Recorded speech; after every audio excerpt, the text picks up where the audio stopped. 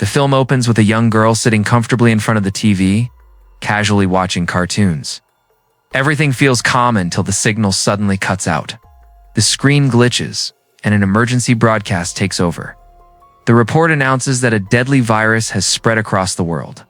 This isn't an ordinary illness, but a horrifying infection capable of turning people into bloodthirsty creatures within minutes. Scientists had already warned that the virus would spread rapidly. Now they urge everyone to protect themselves at all costs. We then see the children's mother, visibly shaken and overwhelmed. She's on the phone with her husband, who works as a pilot. His voice is tense as he explains that the situation has completely spiraled out of control. Infected humans, now referred to as ferals, are appearing everywhere. These ferals aren't slow, mindless zombies. They're faster, stronger, and terrifyingly intelligent. Entire cities and regions have already fallen under their control. And the area where his family is currently located is one of the most dangerous zones of all. Desperately, the pilot tells his wife that she has to get the children out immediately and leave the area. Before ending the call, he tries to comfort their daughter, Abigail. He shows her the bracelet she made for him and promises that he'll always keep it with him. He reassures her that he'll find a way to reach them soon. With no time to waste, the family rushes outside. But the moment they step out, they're met with pure chaos. Sirens echo through the streets. People are screaming in panic, and ferals are swarming everywhere. They sprint toward their car, hoping to escape. But suddenly, disaster strikes. A feral lunges at their mother and attacks her. Within seconds, she transforms right in front of Abigail's eyes. Terrified, Abigail panics and hides underneath the car. From her hiding spot, she witnesses something even more devastating. The same feral that attacked her mother also attacks and infects her brother. The sight breaks her heart, but she knows she can't make a sound. If she does, she'll be next. She stays completely still, barely breathing. The feral eventually moves away, unaware of her presence. For a brief moment, Abigail believes she's safe. But that hope shatters instantly. Her mother, now fully transformed into a feral, spots her. With rage in her eyes, she charges straight toward Abigail, ready to kill her. Suddenly, a gunshot echoes through the chaos. Abigail watches as her mother collapses to the ground. A man has shot her hand, and doing so, saved Abigail's life. The man is Cassius. He gently pulls Abigail out from beneath the car, holding her close and trying to comfort her as she trembles in his arms as he does. Cassius notices Abigail staring in horror at a small child nearby. He quickly realizes that this is her brother, and that he's already turning into a feral. With a heavy heart, Cassius tells Abigail to cover her ears. Then, without hesitation, he shoots her brother in the head, ending his suffering forever. In just a matter of minutes, Abigail's entire world is destroyed. Her family is gone, every single one of them. From that day forward, Cassius becomes all Sheetha's story, then jumps ahead 10 years into the future. The world is unrecognizable now. Silence dominates everything. Most of humanity has either been wiped out or transformed into ferals. Cassius and Abigail survive deep in the woods, avoiding the cities, which are completely overrun by these creatures. Abigail is no longer the frightened little girl we first met. Through years of harsh training under Cassius, she's become a hardened warrior. He has taught her how to fight, hunt, and stay alive in this brutal new world. We see them training together in the forest when they suddenly spot a lone survivor, desperately trying to escape a group of furs. Circe tells Abigail that it's time for a test. He hands her his sniper rifle and instructs her to save the man by killing all the ferals. Abigail takes her position. Before she fires, Cassius calmly reminds her to relax. Take a deep breath, line up her shot, and then pull the trigger. She follows his instructions, but in her rush to prove herself, she makes a fatal mistake. She locks onto her target without noticing the human too close to it. When she fires, the bullet hits the survivor instead of the feral. It's a devastating error. In a world where humans are nearly extinct, Abigail has just killed one of the few remaining. Furious and disappointed, Cassius scolds her harshly. He then takes matters into his own hands, moving in and killing the remaining pharaohs himself. Cassius knows that if the man is left like this, he'll soon rise again as a pharaoh. So before that can happen, he decisively cuts off the man's head. Afterward, he begins searching through the dead man's car, gathering his belongings. He even takes the man's shoes. Since Cassius's own are completely worn out, just as they're about to leave, several vehicles suddenly surround them. These vehicles are filled with armed human survivors. They immediately notice Cassius, wearing their dead friend's shoes, and jump to the conclusion that he murdered the man to rob him. The victim was clearly shot, not killed by a pharaoh, which only strengthens their suspicion. Angry and furious, the group raises their weapons and aims them at Cassius. The tension reaches its peak until a pregnant woman named Megan steps out of one of the vehicles. She tries to calm everyone down, begging them to stop. She tells them that Cassius and Abigail, just like them, are among the last remaining human survivors in this ruined world, and pleads with the group to let them go. Before anyone can decide what to do next, another disaster strikes. The noise they've been making draws the attention of nearby pharaohs. Suddenly, they come charging in from every direction. There are far too many of them, and they're moving so fast that escaping in the vehicles becomes impossible. With no other choice, the survivors use their vehicles as cover and prepare to fight back with their weapons. A brutal battle breaks out. Despite being heavily armed, the group quickly starts to lose ground as their ammunition runs low. But the pharaohs show no signs of slowing down, one by one. The monsters overwhelm the survivors, biting them and infecting them. As the chaos unfolds, more humans are turned into pharaohs, and the fight becomes increasingly hopeless. In the end, only 4 people manage to survive the massacre: Cassius, Abigail, Megan, and Megan's husband, David.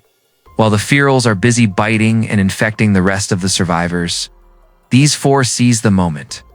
They jump into a car and manage to escape. Behind them, the newly formed group of pharaohs begins to organize. Among them is their leader, now fully transformed and burning with rage over what has happened to his people. Blaming Cassius for everything, he becomes obsessed with revenge, determined to hunt him down. The pharaoh leader follows Cassius's scent and starts chasing the car. By the time the pharaohs begin pursuit, Cassius has already driven a considerable distance away. As they continue on the road, Cassius asks the couple where they want to go. Megan and David tell him about a place called the Colony, also known as Boat Town. It's an offshore settlement made up of massive ships where the remaining human survivors live together. The colony has doctors and proper facilities. It's making it one of the safest places left. Hearing this fills Abigail with excitement. She's always dreamed of living among other humans again. Cassius, however, is skeptical. He says that after wandering the world for years, he's never seen any functioning human society. Megan insists that the colony is real and explains that they've encountered people from there many times before. Eventually, Cassius agrees to help, but only partially. He makes it clear that he doesn't plan to stay there himself, believing that living among large groups of people only invites danger. Abigail strongly objects. She insists that they at least take Megan and David there, especially considering Megan's condition. There's no way they can let her travel alone. Cassius's uneasy expression shows he's far from comfortable with the idea as they continue their journey. Their car suddenly breaks down. David, being a mechanic, tries to repair it, but without proper tools, he fails. With no other option left, they're forced to continue on foot. While walking, they reach a location that Abigail immediately recognizes. Nearby is an old airfield where her father once worked. She suggests heading there, hoping they might find a plane that could make their journey easier. The idea sounds ridiculous after all. No plane should be functional after 10 years of abandonment. But Abigail insists, and Cassius finally gives in. When they reach the airfield, they discover something strange. There isn't a single plane in sight. However, their luck changes when they find a small aircraft hidden inside a garage. It's old and worn from years of neglect, but it's still there. David believes he can fix it, as he takes her in as his own, becoming her family, her teacher, and her protector. As David works on repairing the plane, Abigail recalls how they used to guard this place, remembering how people would repeatedly pretend to be survivors just to gain access as they scan the area. They suddenly realize a massive group of ferals is heading straight toward them. The creatures are still far away, but judging by how fast they're running, they'll reach the airfield in just 5 to 10 minutes. Panicking, they rush back and urge David to hurry. Abigail climbs into the pilot's seat, forcing herself to stay calm as memories of her father's lessons flood back. She grabs a booklet and starts reading through the plane's instructions, trying to recall everything she once learned. Just as she does, ferals smash through the fence and swarm into the airfield. David and Megan manage to get inside the plane. After struggling for a moment, Abigail finally manages to start the engine. The plane speeds down the runway, but the ferals are unbelievably fast. Some of them even manage to keep up, clawing at the aircraft and damaging its wings. At this critical moment, Cassius is half inside the plane and half hanging out. One of the ferals grabs him, trying to pull him off.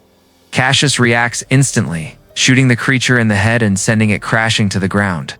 Finally, Abigail lifts the plane into the air. Everyone is overwhelmed with relief as they watch the ground fall away beneath them. For the first time in a long while, they feel safe. The journey that would have taken days on foot now seems like it will only take a few hours. But the relief doesn't last long. About an hour into the flight, smoke starts pouring from the engine. The aircraft is simply too old and hasn't been maintained in years. Moments later, the engine completely fails, and the plane begins spiraling out of control. Realizing what's about to happen, Agassiz rushes to Abigail's side and grabs the controls. Using all his strength and skill, he crashes the plane into a tree, minimizing the impact as much as possible. The plan works. Everyone survives with only minor injuries. Although the crash ends their flight, they've already covered most of the distance. The rest of the journey will take about 2 days on foot. As night falls, they decide to take shelter in a group of abandoned buildings nearby. There are no ferals in sight, but Cassius still sets traps around the area. Just to be safe, inside, Megan approaches Cassius and thanks him sincerely, telling him that without his help, they would all be dead. Hearing this, the hardened Cassius finally begins to soften. Looking at Megan reminds him of his past, and he opens up for the first time. He tells her that he was forced to kill his own wife when she became infected. He had no choice. It was the only way to survive. From that day on, he swore never to fight for anyone else, choosing to live only for himself. That all changed when he found Abigail. He took her in, raised her as his own daughter, and made her his companion in this broken world. Sussex explains that his only mission now is to protect Abigail. Still, he promises Megan that he will take responsibility for her and David and make sure they safely reach their destination. The next morning, they continue their journey on foot. As they walk, they stumble upon something completely unexpected: a beautiful farmhouse surrounded by trees. It looks clean, well-maintained, and even has electricity. They're completely stunned by what they see and cautiously move toward the farmhouse. Suddenly, a voice comes through a speaker, ordering them to put down their weapons. With no choice, they obey, leave their weapons behind, and head inside. The owner of the farmhouse turns out to be a scientist. He's thrilled to see other survivors and warmly welcomes them in. He prepares a lavish meal, something none of them have experienced in 10 years. As they eat, they can't hold back their tears, overwhelmed by the taste of real food after so long. After dinner, they sit together and talk, but the conversation takes a disturbing turn. In a calm yet unsettling way, the scientist explains that he doesn't see the virus as a tragedy. Instead, he believes it's a step forward in human evolution. According to him, the virus eliminated the weak and transformed the strong into ferals. He believes these ferals deserve to inherit the world, while the remaining humans should die out. As he speaks, everyone begins to feel dizzy. That's when it becomes clear the scientist had secretly mixed a sedative into their drinks. This reveals that his kindness was never genuine. When they regain consciousness, they find themselves tied up, the scientist finally reveals his true intentions. He claims he exists only to fight zombies, but his actions tell a different story. He explains that he's been conducting experiments, and even reveals that he's kept his own wife imprisoned after she turned into a zombie. Worse still, he's created a device that allows him to control not only his wife, but all zombies. He declares his ultimate goal: to let all humans die or turn into ferals, so he can control them and rule the world. With that, he releases his zombie wife and uses the device to command her to attack the group. Panic breaks out. As the zombie lunges at Cassius, he kicks her away with all his strength. At the same time, David manages to snap his restraints using sheer force. That's when a shocking truth is revealed. David has been slowly becoming infected all along.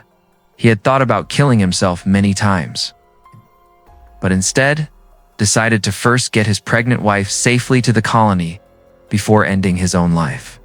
He had also resolved that if the infection worsened during the journey, he would take his life immediately. Until now, no one knew the truth, but the infection has given David enhanced strength. Using it, he fights back against the zombie. Together, they manage to kill her. Terrified, the scientist flees. Seizing the opportunity, the group grabs their weapons and supplies and escapes in the scientist's truck. However, the scientist isn't done yet. Obsessed with revenge, he uses his device to send a massive horde of zombies after them. Soon, they discover the road ahead is blocked. With no other option, they abandon the vehicle and start running. Zombies flood in from behind in huge numbers. At that moment, David realizes his infection has reached its final stage. The veins in his stomach are visibly blocked, and his condition is rapidly worsening. He shares a final, heartbreaking moment with Megan and says goodbye.